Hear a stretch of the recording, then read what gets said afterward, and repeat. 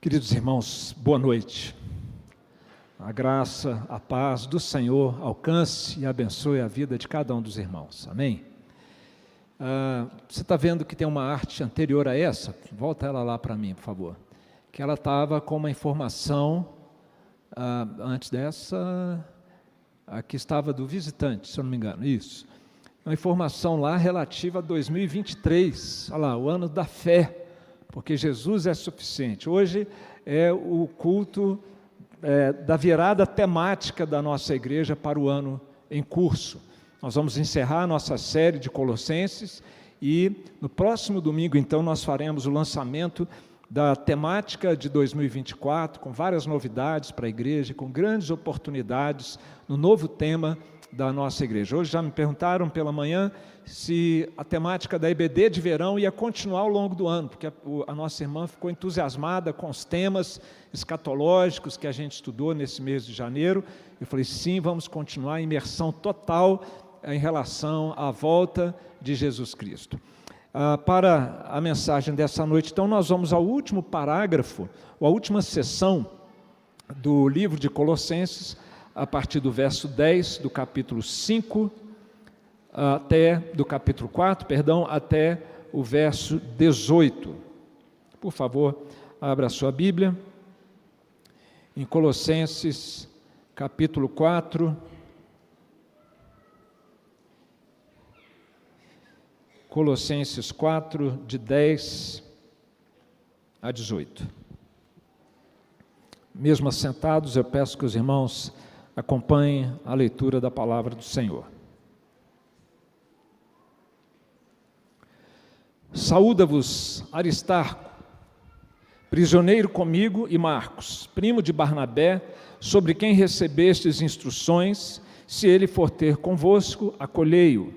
E Jesus, conhecido por justo, os quais são os únicos da circuncisão que cooperam pessoalmente comigo pelo reino de Deus. Eles têm sido meu lenitivo.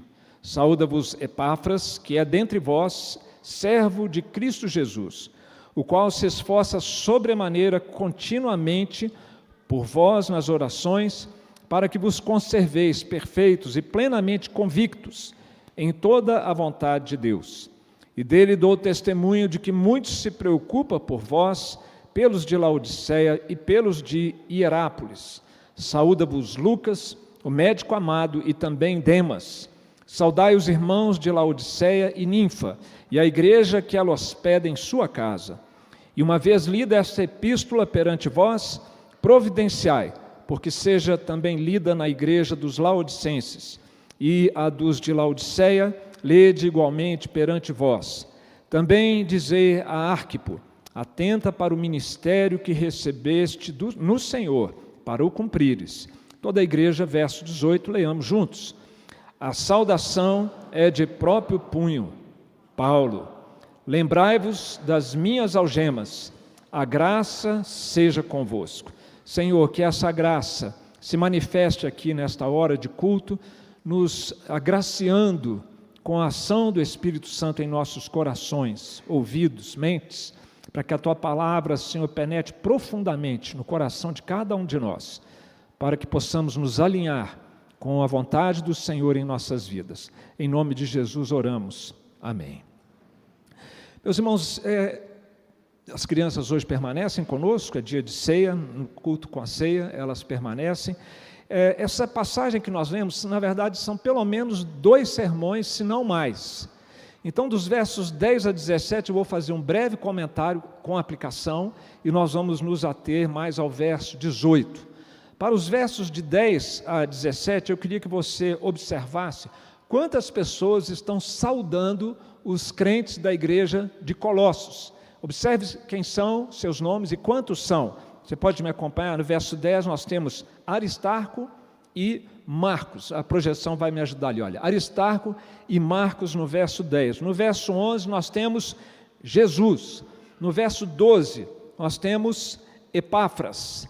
No verso 14 nós temos Lucas, Demas e o próprio Paulo no verso 18. Portanto, são 7 pessoas saudando, cumprimentando os irmãos da igreja de Colossos, fazendo referência a mais duas igrejas, Laodiceia e também Hierápolis. Era um triângulo de cidades próximas, onde o evangelho chegou, onde haviam cristãos, e eles se conheciam, eram bastante integrados, e esses líderes, então, estão saudando e cumprimentando estes irmãos. O que eu quero chamar a atenção dos queridos? Veja bem, o apóstolo Paulo, com toda a sua capacidade, ele entrou para a história como o maior teólogo da igreja primitiva, como talvez o maior dos missionários que a igreja já teve. Ele, com toda a sua capacidade, não trabalhava sozinho. Ele tinha um grupo de líderes que o apoiava, no que nós podemos chamar na linguagem de hoje, num colegiado de obreiros, para cuidar de todas aquelas pessoas, aqueles crentes daquela região, especialmente ali da igreja de Colossos, mas na verdade de onde Paulo se encontrava. Nós vamos perceber isso em todas as cartas de Paulo. Na carta de Romanos, então, a lista é ainda maior. O que a gente aprende com isso, meus irmãos? Aqui um aprendizado muito importante das nossas ovelhas. Amém, irmãos? Muito bem, então vamos ao versículo-chave dessa noite, que se encontra no verso 18, que os irmãos leram juntamente comigo. A saudação é de próprio punho. Paulo, lembrai-vos das minhas algemas, a graça seja convosco. Meus irmãos, nos Estados Unidos, eles têm na sua Constituição aquilo que eles chamam de primeira liberdade. É a primeira cláusula, é a primeira cláusula ou parágrafo da primeira emenda da Constituição dos Estados Unidos. E esta primeira liberdade, sabe qual é? A liberdade de escolha e de expressão religiosa. Aqui no Brasil, nós temos, desde 2007, o Dia Nacional de Combate à Intolerância Religiosa. É uma lei que foi estabelecida e nessa data de 21 de janeiro é o Dia Nacional de Combate à Intolerância Religiosa, porque nesse dia 21 de janeiro do ano de 2000, uma mãe de santo morreu, e eles quiseram então homenagear, ou associar a morte dessa mãe de santo com o Dia de Liberdade Religiosa. Isso faz parte do artigo 5º da Constituição Federal Brasileira, e desde o ano passado, há um ano exatamente, essa prática criminosa da intolerância religiosa, ela vem sendo penalizada com até 5 anos de reclusão. Deram uma endurecida na lei. O ponto que eu quero chamar a atenção aqui, meus irmãos, é que a intolerância religiosa, a perseguição religiosa, ela atinge a todas as religiões existentes no mundo, conforme o contexto de cada um dos fiéis dessa ou daquela religião. Mas um fato que tem sido escandalosamente omitido nas mídias do nosso tempo, é um fato que vem sendo alertado por Missão Portas Abertas, pastor Marcos Alexandre citou aqui já no começo do nosso culto, e também por um excelente livro publicado pela editora Mundo Cristão, intitulado Perseguidos, o ataque global aos cristãos.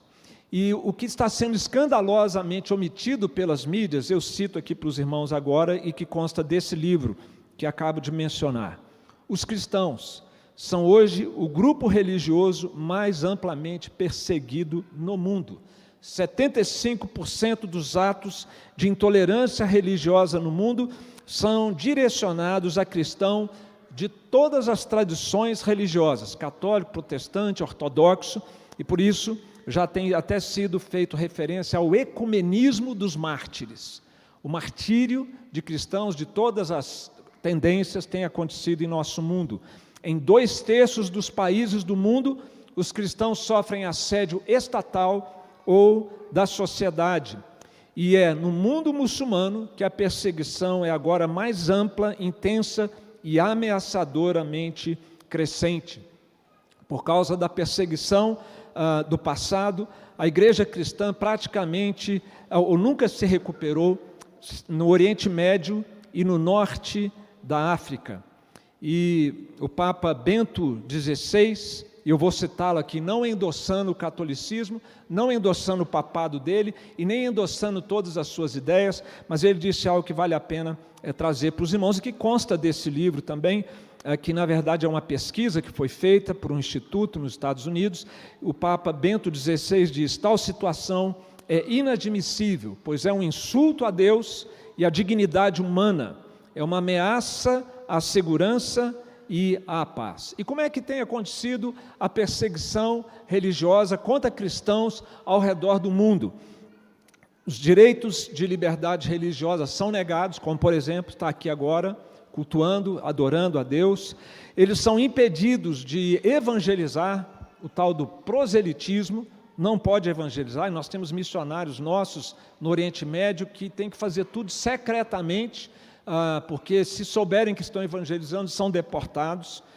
A conversão ao cristianismo, ela é proibida, e as penas, até pela própria família, muitas vezes é até a morte. Pais matando os filhos que se convertem ao cristianismo, isso tem acontecido ao longo do tempo. São forçados a deixar suas casas ou empregos por causa de ameaças de violência, são agredidos fisicamente ou mortos por causa da fé em Cristo, e são presos, interrogados e muitas vezes torturados por se recusarem a negar a Jesus Cristo. Assim tem sido a perseguição aos cristãos no nosso mundo hoje, irmãos. O texto de Colossenses 4,18 é um memorial aos mártires. E quem fala e quem nos traz essa palavra, usado pelo Espírito Santo, é Paulo, um dos mais eminentes mártires que a igreja teve ao longo desses 2000 anos. E o que é que ele fala do martírio? Lembrai-vos das minhas algemas. Não se esqueçam. A lição aqui, meus irmãos, que fica para nós de um pequeno versículo, numa única frase, é que a igreja não pode esquecer da igreja perseguida. Nós não podemos nos esquecer da igreja perseguida. Nós temos neste último versículo as palavras finais do apóstolo, e com essas palavras nós estamos encerrando a série do ano da fé, porque Jesus é suficiente. Foram 22 pregações, desde fevereiro, por 12 meses, com intervalos entre uma pregação e outra, nós vimos trazendo essa série aos irmãos. E é importante aqui eu lembrar aos irmãos qual é o tema da carta de Colossenses e como esse tema se relaciona com a questão da perseguição. Colossenses é considerado pelos estudiosos como um hino cristológico magnífico. Se você parar para ler com atenção, com carinho essa carta, você vai ficar maravilhado com o que ela diz a respeito da pessoa de Jesus Cristo. E nós procuramos trazer isso para a igreja, a supremacia de Jesus sobre todo o universo, sobre a igreja, e as implicações disso para a vida cristã no nosso dia a dia. E uma das coisas que nós trabalhamos com a igreja, especialmente no capítulo 2, foi o que é a espiritualidade cristã autêntica, em comparação ou em contraste com a mera religiosidade, tão comum, até mesmo nas igrejas evangélicas do nosso dia. E a verdadeira espiritualidade cristã, meus irmãos, ela é marcada primeiramente pela suficiência da pessoa de Jesus Cristo. Ninguém consegue ter uma vida cristã autêntica se não for em intimidade com Cristo, se não for no poder do Senhor Jesus Cristo. O padrão de espiritualidade cristã é aqui, nenhum de nós aqui é capaz de atingir pela força humana. Por isso que a salvação não é por obras, não é por mérito, porque nenhum de nós seria capaz de satisfazer o padrão de exigência de Deus, que é a perfeição, que é a santidade. Mas Jesus veio a esse mundo para nos capacitar. Jesus entrega o que Ele promete. Em Cristo é possível ser salvo. Em Cristo é possível mudar, em Cristo é possível sermos transformados, em Cristo é possível termos nossa alma curada das feridas, dos vícios, dos pecados que existem dentro de cada um de nós. É possível, para usar um termo bíblico, ser santo, sim, por meio do Senhor Jesus Cristo. E quando a gente tenta descrever um pouquinho o que é essa espiritualidade, o que é essa santidade, ela soa muito óbvia. É você ter um caráter parecido com o de Cristo. É você agir nas coisas da sua vida, honrando a Cristo com o que você faz, com o que eu faço. É você ter um linguajar que honra, que edifica, não um linguajar de onde saem palavras podres, que infectam o ambiente. E ser parecido com Cristo, ter esse padrão de santidade, é manifestar isso nos relacionamentos. Sejam relacionamentos na família, no trabalho, na igreja. A verdadeira espiritualidade, portanto, ela eu diria que é óbvia, não é fácil, não é humanamente atingível, mas em Cristo ela soa óbvia. Começa no coração e vai espraiando, vai repercutindo, respingando em cada área da nossa vida. Qual é o resultado dessa espiritualidade que a carta de Colossenses nos traz a partir da apresentação de Jesus Cristo como Filho de Deus, na sua glória, no seu poder e no seu ministério? O resultado de uma verdadeira espiritualidade, meus irmãos, primeiro é a aprovação de Deus. Deus se alegra com isso, Deus se agrada com isso. Nós fomos criados para isso, para sermos como filho dele. E quando ele percebe em nós essa humildade, essa disposição de aprender, de sermos ensináveis, de nos tornarmos mais parecidos com seu filho, isso alegra o coração de Deus. O problema é que isso desagrada muita gente.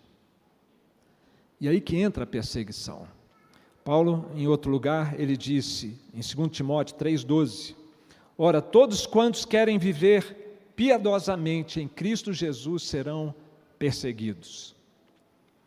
Lembrai-vos das minhas algemas. Por que Paulo estava preso? Porque ele decidiu, uma vez alcançado pela graça de Deus, viver piedosamente. No livro Perseguidos, que eu mencionei há pouco, um líder cristão diz que em todo lugar onde os cristãos se recusarem a dobrar os joelhos perante governantes terrenos que desejam aquilo que pertence a Deus, a perseguição será enorme. E isso tem acontecido em diversos países. Mas nós não podemos nos esquecer da igreja perseguida. Lembrai-vos das minhas algemas. Nessa saudação final, depois de Paulo escrever o seu nome, alguns acreditam que ele fazia isso com letras garrafais, porque ele tinha algum problema de visão, e nós sabemos que as cartas de Paulo sempre tinha ali um secretário para seu escriba ali, ele editando e o secretário ia escrevendo, ele assina a carta no final, e ele faz esse pedido especial, um mártir fazendo esse pedido, um gigante da fé pedindo, pelo amor de Deus, não se esqueçam de mim. Paulo estava consciente, meus irmãos, da fragilidade humana dele. Não é porque ele era um grande pregador, um apóstolo que trabalhou mais do que todos, um homem de uma sabedoria que Pedro, inclusive, enaltece na sua carta. Não é por causa disso que ele era um homem inabalável, sempre feliz, sempre tranquilo, mesmo vivendo tudo que ele estava vivendo.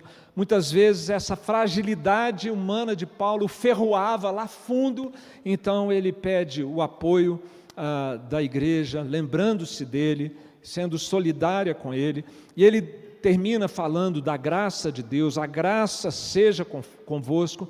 Ele escreveu 13 cartas, e ou ele começa a carta falando da graça de Deus, ou ele termina falando da graça de Deus, ou ele faz as duas coisas, começa e termina falando da graça de Deus. Nós aqui temos esse hábito entre nós, né, de cumprimentar os irmãos com a graça do Senhor Jesus Cristo.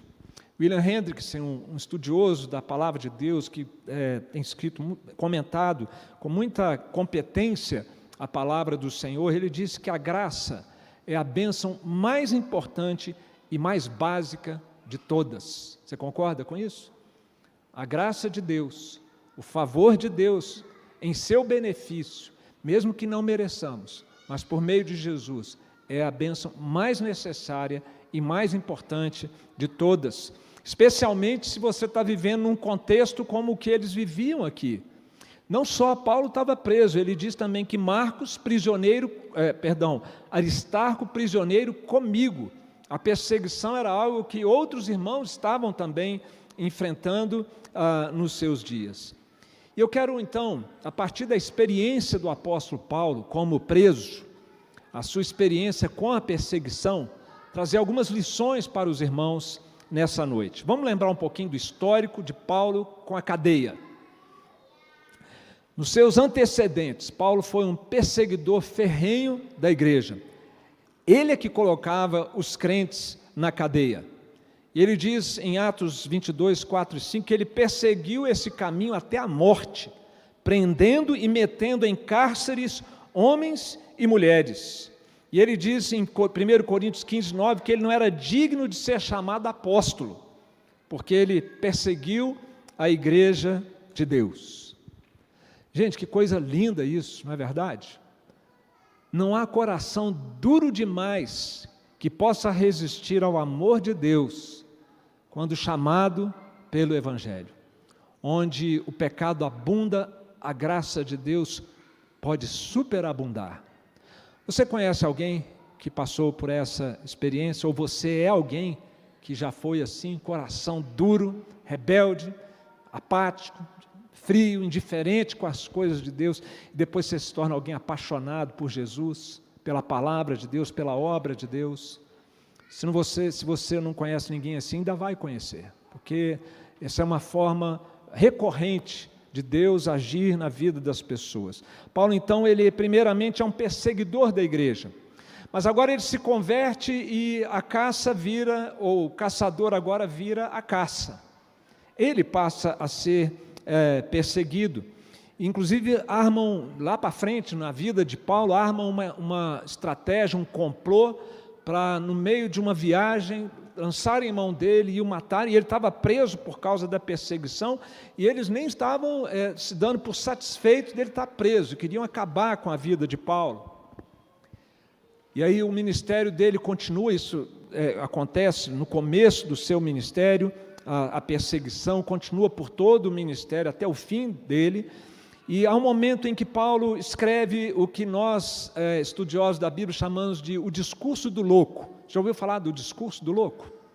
Está em 2 Coríntios 11, 23. Paulo é questionado na sua autoridade, então ele diz assim: são ministros de Cristo?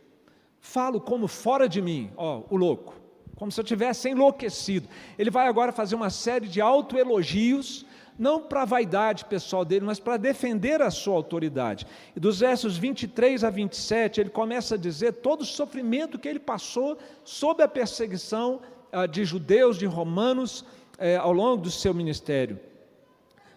Muito mais em prisões, em açoites, sem medida, em perigos de morte muitas vezes, 5 vezes uma quarentena de açoites, 3 vezes fustigado com varas, apedrejados, em perigo de salteadores, perigos entre patrícios, entre gentios, na cidade, no deserto, no mar, entre falsos irmãos, fome, sede, frio, nudez. Olha que lista imensa de sofrimentos, sendo que a maioria aqui do que eu citei tem a ver com a perseguição religiosa.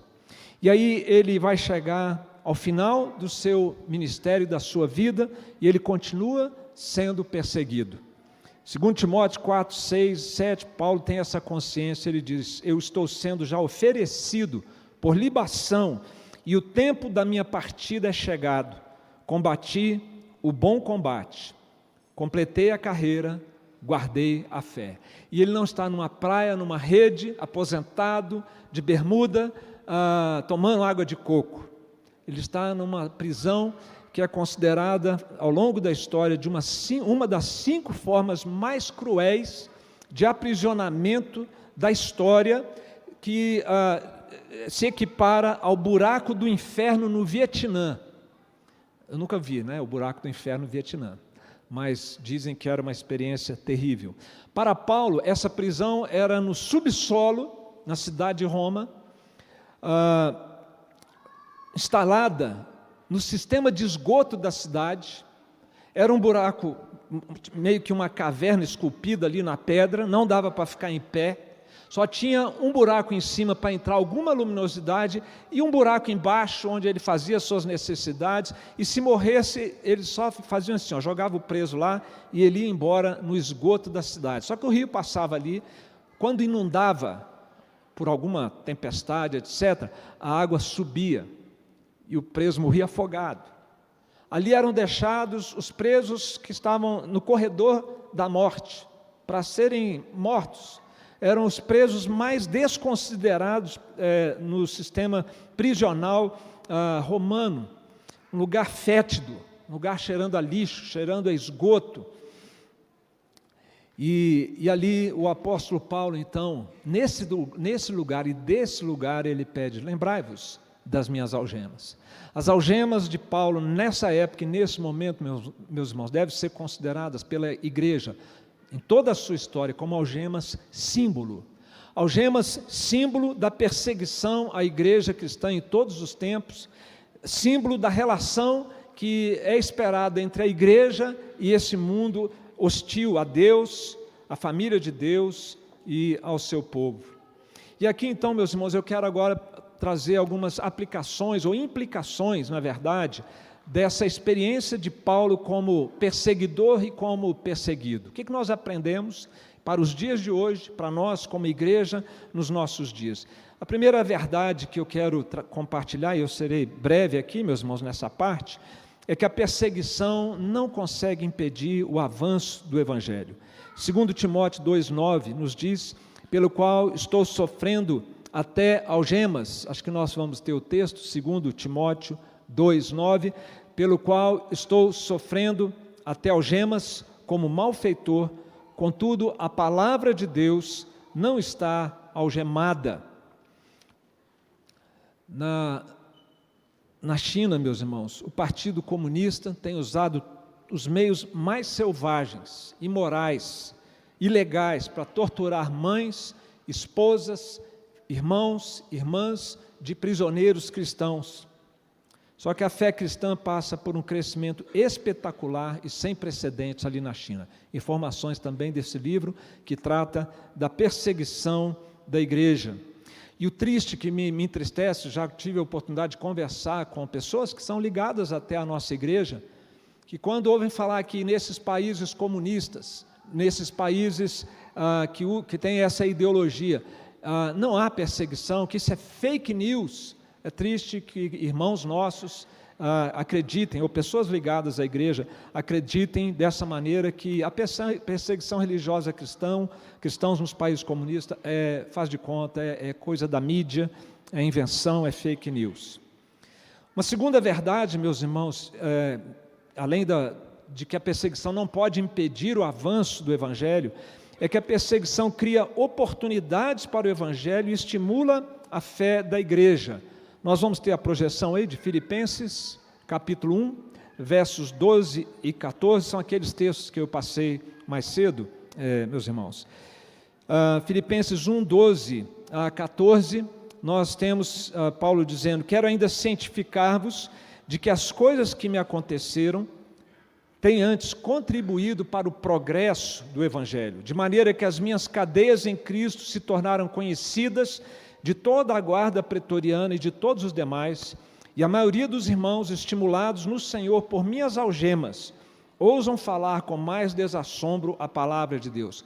Paulo pôde pregar para pessoas que ele nunca poderia, e os irmãos do lado de fora da cadeia se sentiram encorajados também a fazer o mesmo. Uma outra verdade especialíssima, meus irmãos, é que a perseguição não rouba a alegria da salvação. Filipenses 4:4. Alegrai-vos sempre no Senhor, outra vez digo, alegrai-vos. Vamos ler juntos? Alegrai-vos sempre no Senhor, outra vez digo, alegrai-vos. Irmãos, nem perseguição, nem doença, nem desemprego, nem fim de namoro, nem fim de casamento, nem qualquer decepção nesse nosso mundo deveria ser capaz de roubar essa alegria ou esse contentamento no coração do crente. Porque a nossa alegria não pode estar apoiada nestas coisas, ainda que sejam coisas boas que Deus nos dá, que nos são tiradas em algum momento. Paulo conseguia manter o contentamento, apesar de estar ali no buraco, em Roma, porque a alegria dele era onde? Qual que era a base da alegria dele? Alegrai-vos no Senhor. Quando Jesus é a nossa maior alegria, nosso maior tesouro, nosso maior prazer, a gente sofre, a gente chora, mas a gente não perde a alegria de viver, razão de viver e contentamento. Nem a perseguição pode fazer isso, a exemplo do apóstolo Paulo. A perseguição também, meus irmãos, nos dá galardão, isso é muito especial, Mateus 5, 10 a 12. Bem-aventurados os perseguidos por causa da justiça, porque deles é o reino dos céus. Bem-aventurados sois quando por minha causa vos injuriarem e vos perseguirem, e mentindo, disserem todo mal contra vós. Vamos ler juntos. Regozijai-vos e exultai, porque é grande o vosso galardão nos céus, pois assim perseguiram aos profetas que viveram antes de vós. Mas uma verdade muito preciosa relacionada com a perseguição é que Deus nos dá graça para suportar a perseguição. Numa conferência missionária da nossa igreja, o pastor Giancarlo estava no norte do Iraque, quando ele esteve aqui. Na época de Saddam Hussein, quando Saddam Hussein estava perseguindo os curdos no norte do Iraque. E na conferência houve um momento para perguntas e respostas, e eu perguntei para ele: você não sente medo de estar lá, nesse lugar? E ele me disse: eu sinto medo. Mas aí ele citou para mim o texto de Filipenses 1, 28 e 29, que nós vamos ler. Filipenses 1, 28 e 29. E que em nada estáis intimidados pelos adversários, porque o que é para eles prova evidente de perdição é para vós outros de salvação, isso da parte de Deus. Agora essa parte, juntos, irmãos. Porque vos foi concedida a graça de padecerdes por Cristo, e não somente de crerdes nele. Você recebeu graça para ser salvo, foi salvo pela graça, foi salvo pelo favor de Deus. Sem esse favor de Deus, você não conseguiria se converter. O pastor Davi hoje pregou isso pela manhã. Primeiro nós somos regenerados pela graça de Deus, e então cremos. Mas existe a mesma graça que opera para nós sermos salvos, opera, nos assiste para a gente enfrentar as situações mais duras da vida sem desmontar, sem desmoronar, sem nos afastarmos do Senhor, sem perdermos a alegria de viver. Vos foi concedida a graça de padecerdes por Cristo. Mas a perseguição também responsabiliza a igreja. Paulo precisava das orações da igreja. Certamente houve momentos desesperadores, desanimadores na sua vida, então ele pede à igreja que o ajude em oração, quando ele diz: lembrai-vos das minhas algemas, não se esqueçam de mim, não me deixem aqui nesse buraco, indiferentes à minha situação. E o Senhor Jesus disse que nós temos essa responsabilidade para com os pequeninos dele, os crentes que são perseguidos por causa do Evangelho. Mateus 25, 39 e 40, a palavra de Deus nos diz: quando te vimos enfermo ou preso e te fomos visitar, o rei respondendo lhes dirá: em verdade vos afirmo que sempre que o fizestes a um desses meus pequeninos irmãos, a mim o fizeste. Tem gente que usa esse texto para falar de obra social, quando você visita um preso, ajuda alguém necessitado, cobre, alimenta, etc. É para Jesus que você está fazendo. Não é isso que o texto bíblico está ensinando. O texto bíblico está dizendo que quando nós fazemos essas coisas com crentes, pequeninos irmãos do rei, então nós estamos fazendo isso para Jesus. Claro que fazer isso para não crentes deve ser feito, é louvável, é até dever da igreja. Mas nesse particular aqui, associando a pessoa de Jesus, é quando nós fazemos isso pelos nossos irmãos. E por último, meus irmãos, sobre a perseguição, e aí começa a virar a chave para o tema desse ano. O ano da esperança, vem Senhor Jesus. A perseguição à igreja do Senhor será vingada pelo Senhor da igreja. Em Apocalipse 17, 14, nós vamos ler juntos também esta passagem. Juntos: pelejarão eles contra o Cordeiro os vencerá, pois é o Senhor dos senhores e o Rei dos reis. Vencerão também os chamados, eleitos e fiéis que se acham com ele. Tem muita gente que hoje está perseguindo a igreja, que amanhã vai virar a igreja, como Paulo, era perseguidor e se tornou um crente fiel.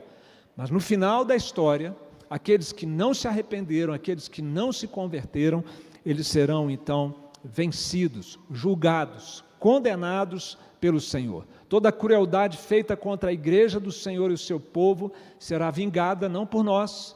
Nós vamos pregar o amor até o final, nós vamos amar nossos inimigos até o final, mas quando chegar o dia do grande julgamento, o Senhor vingará a sua igreja.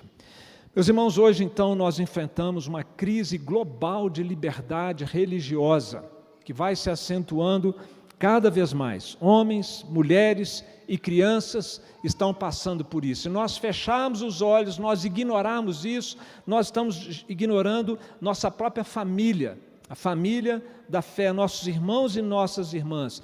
E ao fazermos isso, nós estamos, como disse certo autor, nós estamos ignorando o nosso próprio batismo, a nossa própria identidade como cristãos. A perseguição tem sido intensa nos países comunistas e pós-comunistas. Na Coreia do Norte é uma prisão aberta, onde a religião foi erradicada daquele país. A única pessoa que você pode adorar e servir ali é o presidente. Se você for pego cantando um hino, você pode ser punido com a morte, executado. Em outros lugares do mundo, mas principalmente o extremismo islâmico é de onde vem hoje a maior perseguição aos cristãos. Nós não podemos nos esquecer da igreja perseguida. E nós, ao longo desse ano, vamos procurar ajudar a igreja a lembrar da igreja perseguida, a lembrar desse memorial estabelecido pelo apóstolo Paulo, incentivando a igreja à oração e ao apoio à igreja perseguida, fazendo isso aqui nos nossos cultos, na nossa nova sala de oração. Se você ainda não visitou o andar ministerial da igreja, que é o nosso terceiro andar, faça uma visita. A qualquer momento você pode ir lá, de manhã, de tarde ou de noite, visite o nosso ambiente ali, sala de missões, nosso museu, memorial IPN, a sala do conselho, os gabinetes pastorais, a área administrativa, mas eu diria que a sala mais importante daquele andar é a sala de oração. Eu espero que todos os ministérios da igreja passem pelo menos uma vez por mês, no mínimo, ali na nossa sala de oração. E é dali que nós vamos também interceder pela igreja perseguida.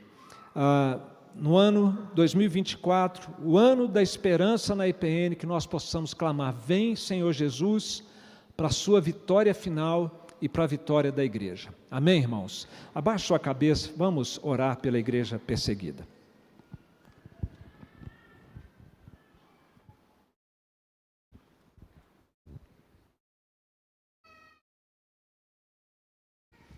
O que você gostaria que Deus fizesse por você se você estivesse sendo perseguido, ou alguém da sua família?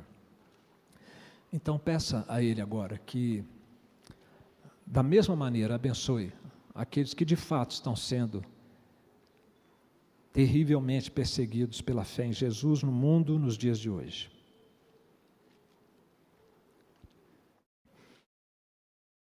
Nosso Deus e nosso Pai querido, te louvamos por tão grande salvação que nós temos em Cristo e pelas bênçãos que essa salvação nos trouxe. Dentre tantas, a oportunidade de aprendermos a viver uma vida piedosa, não como escravos do pecado, mas vidas marcadas pelo amor ao Senhor e amor ao próximo, vidas marcadas pela pureza, honestidade, integridade de coração, como Cristo é. E no poder de Cristo, com a presença dEle em nossas vidas.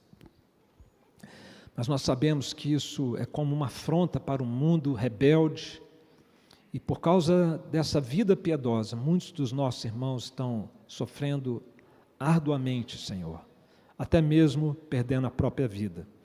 E nós queremos pedir ao Senhor em favor deles, como a Tua palavra nos ensina. Queremos nos lembrar deles nesta hora, em oração, pedindo ao Senhor, ó Pai, que conforte o coração deles, dê a eles essa graça superabundante, inexplicável, que sustenta o ânimo, o contentamento, a fé, nas condições mais adversas, Senhor. Envolve esses nossos irmãos, irmãs, adultos, crianças, idosos, com a graça poderosa que vem diretamente do Teu trono de graça, Senhor. E oramos também para que eles sejam livres dessas tribulações e destas perseguições.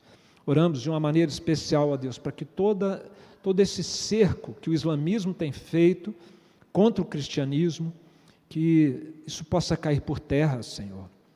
Como a cortina de ferro comunista caiu um dia, Senhor, que também a pressão e a opressão islâmica contra a fé cristã, que isso também, Senhor, possa cair por terra, que eles continuem no seu direito de professar sua fé, mas permitam a liberdade religiosa também nos países islâmicos, para que as pessoas se convertam, ouçam de Cristo e possam também seguir ao Senhor. Assim nós oramos e pedimos que ao longo desse ano o Senhor nos ajude com ideias e iniciativas inteligentes e comprometidas a não nos esquecermos e a nos lembrarmos das algemas dos nossos irmãos. Em nome de Jesus. Amém.